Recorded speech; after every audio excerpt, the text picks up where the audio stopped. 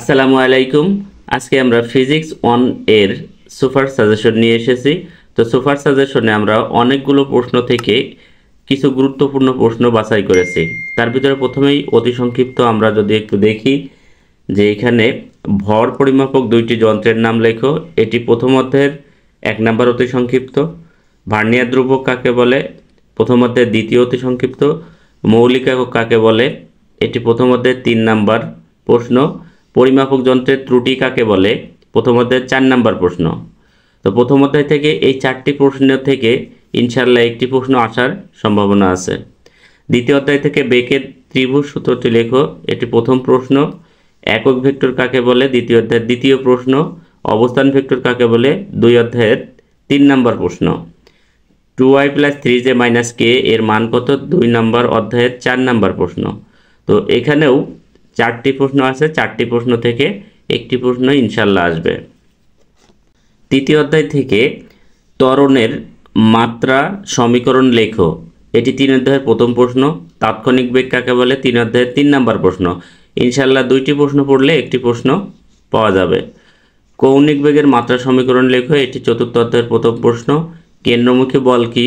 4র্থ অধ্যায়ের দ্বিতীয় প্রশ্ন। প্রাস বা প্রক্ষেপক কি? 4 অধ্যায়ের 4 নাম্বার প্রশ্ন।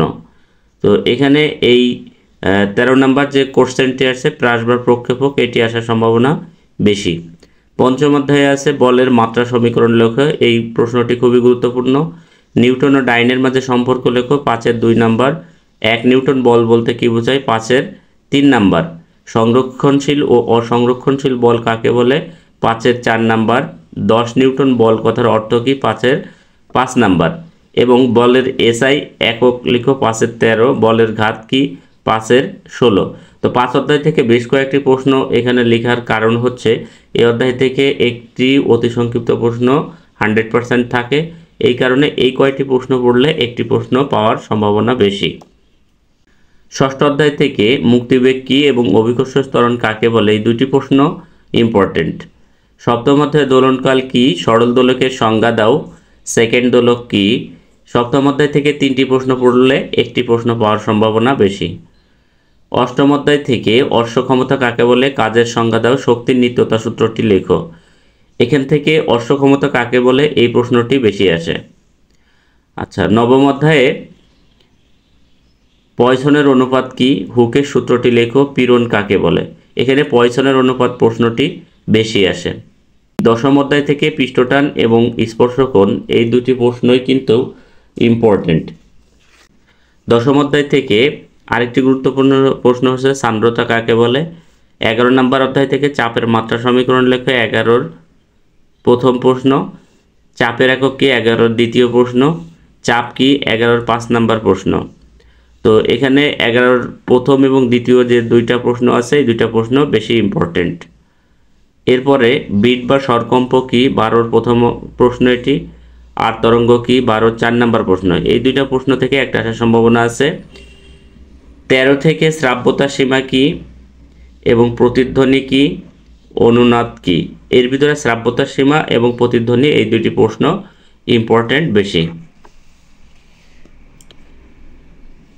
14 থেকে প্রমাণ চাপ কাকে বলে? পরম শূন্য তাপমাত্রা কি? আদর্শ গ্যাস কাকে বলে? তো এখানে পরম শূন্য তাপমাত্রা এবং আদর্শ গ্যাস কাকে বলে, এই 2টি প্রশ্ন গুরুত্বপূর্ণ। এবং 15 থেকে আপেক্ষিক আর্দ্রতা কাকে বলে? শিশিরাঙ্ক কাকে বলে? এখান থেকে শিশিরাঙ্ক বেশি এসেছে, তবে আপেক্ষিক আর্দ্রতা কাকে বলে এটাও গুরুত্বপূর্ণ। তো আশা করি অতি সংক্ষিপ্ত প্রশ্ন সম্পর্কে ধারণা পেয়েছ। এখন আমরা সংক্ষিপ্ত প্রশ্ন নিয়ে আলোচনা করব। তো প্রথম যে প্রশ্নটি আছে, স্কেলার রাশি ও ভেক্টর রাশির মাঝে পার্থক্য লেখো। এটি দ্বিতীয় অধ্যায়ের প্রথম প্রশ্ন। চিত্রসহ স্কেলার গুণন ও ভেক্টর গুণন ব্যাখ্যা করো, দ্বিতীয় অধ্যায়ের দ্বিতীয় প্রশ্ন। প্রমাণ করো b² = u² + 2as, এটা তৃতীয় অধ্যায়ের প্রথম প্রশ্ন। তো তৃতীয় অধ্যায় থেকে 2টি এখানে সমীকরণ আসে, একটা এইটা, আরেকটা হচ্ছে s = u2 + half of at²। তো সেটিও গুরুত্বপূর্ণ, তবে এইটাই বেশি আসে। পরন্ত বস্তুর সূত্রগুলো লেখো। তৃতীয় অধ্যায়ের দ্বিতীয় প্রশ্ন। কৌণিক বেগ ও রৈখিক বেগের মধ্যে পার্থক্য এবং কৌণিক বেগ রৈখিক বেগের মধ্যে সম্পর্ক, এই 2টা প্রশ্ন পড়লে একটা পাওয়ার সম্ভাবনা আছে। নিউটনের গতির দ্বিতীয় সূত্র হতে প্রথম সূত্র প্রমাণ করো। এটা পঞ্চম অধ্যায়ের প্রথম প্রশ্ন। প্রশ্নটি খুবই গুরুত্বপূর্ণ। দেখাও যে স্থিতিঘর্ষণ গুণাঙ্ক স্থির কোণের ট্যানজেন্টের সমান 5 অধ্যায়ের দ্বিতীয় প্রশ্ন। ঘর্ষণের সুবিধা অসুবিধা 5 অধ্যায়ের চতুর্থ প্রশ্ন। তো 5 অধ্যায় থেকে 3টা পড়লে একটা প্রশ্ন ইনশাআল্লাহ কমন পাওয়া যাবে। ষষ্ঠ অধ্যায় থেকে দেখাও যে অভিকর্ষ ত্বরণ বস্তু নির্ভর নয়, স্থান নির্ভর। 6-এর 2 নম্বর প্রশ্ন। বস্তুর ভর ও ওজনের মাঝে পার্থক্য লেখো। 6-এর 4 নম্বর। তো 6 অধ্যায় থেকে 2টি প্রশ্ন পড়লে একটি প্রশ্ন কমন পাওয়ার সম্ভাবনা আছে ইনশাল্লাহ। সপ্তম অধ্যায় থেকে সরল দোলন গতির বৈশিষ্ট্য লেখো। একটি সেকেন্ড দোলকের কার্যকরী দৈর্ঘ্য বের করো। এই 2টি প্রশ্ন পড়লে একটি পাওয়া যাবে ইনশাল্লাহ। অষ্টম অধ্যায় থেকে গতিশক্তি কাকে বলে, গতিশক্তির রাশিমালা বের করো। তো গতিশক্তি সমীকরণ এটা খুবই গুরুত্বপূর্ণ প্রশ্ন। অষ্টম অধ্যায় থেকে একটি প্রশ্ন দিয়েছি আমি। নবম অধ্যায়ে আছে হুকের সূত্রটি লেখো এবং ব্যাখ্যা করো। এটি 9-এর 2 নাম্বার প্রশ্ন। স্থিতিস্থাপক সীমা বলতে কি বোঝায়, 9-এর 3 নাম্বার প্রশ্ন। এরপরে আমরা চলে যাব সরাসরি 11 নম্বর অধ্যায়ে। তো 11 নম্বর অধ্যায়ে দেখাও যে তরলের অভ্যন্তরে কোনো বিন্দুতে চাপের পরিমাণ P = h ρg। এটা খুবই গুরুত্বপূর্ণ, ইনশাল্লাহ এটা এবার আসবেই। আর তরঙ্গ ও লম্বিক তরঙ্গের মাঝে পার্থক্য লেখো। এটা 12-এর প্রথম প্রশ্ন। এই প্রশ্নটি আরেকটি নামে আসে অনুদৈর্ঘ্য ও অনুপ্রস্থ তরঙ্গের মাঝে পার্থক্য লেখো। স্থির তরঙ্গের 3টি বৈশিষ্ট্য লেখো। 12-এর 2 নম্বর প্রশ্ন। তো 12তে এই 2টি প্রশ্ন থেকে একটি আসার সম্ভাবনা আছে। 13 নম্বর অধ্যায়ে 2টি প্রশ্ন আছে। শ্রবণোত্তর শব্দের ব্যবহার লেখো। শব্দের বেগের উপর চাপের প্রভাব আলোচনা করো। তো এগুলো ছোট ছোট সংক্ষিপ্ত প্রশ্ন, আশা করি এগুলো দ্রুত মুখস্থ করে ফেলতে পারবে। এরপরে বয়েলের সূত্র বিবৃত ও ব্যাখ্যা করো। 14-এর 1। আপেক্ষিক আর্দ্রতা বলতে কি বোঝায়, 15-এর 1। এবং প্রমাণ করো V = f λ। এটা 13-এর 3। এটা আগের বার এই প্রশ্নটি এসেছে, এটিও গুরুত্বপূর্ণ। ভরবেগের নিত্যতার সূত্রটি লেখো। এটি পঞ্চম অধ্যায়ের। তো আমরা সংক্ষিপ্ত প্রশ্ন এই 25টা প্রশ্নই বাছাই করেছি। তো আশা করি এই 25টা প্রশ্ন তোমরা বারবার পড়লে তোমাদের জন্য খুব সহজ হয়ে যাবে।